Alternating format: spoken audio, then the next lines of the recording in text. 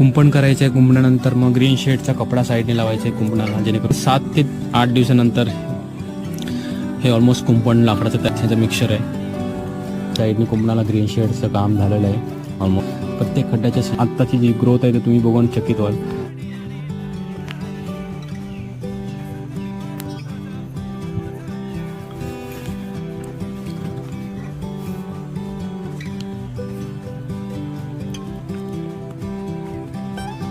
नमस्कार मित्रांनो, मी तुमचा होस्ट आणि दोस्त राकेश. मी आता आलो आहे गावी आमच्या. त्या साईडच्या पाठी दिसते ते आमचं घर, आणि घरापासून असलेलं या अंतरावरती आम्ही या प्लॉटवरती आंब्याचं प्लांटेशन करणार आहोत.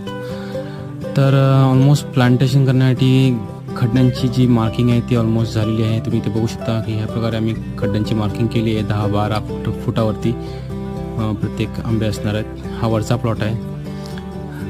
ऑलमोस्ट सगळे प्लांटेशनचे मार्किंग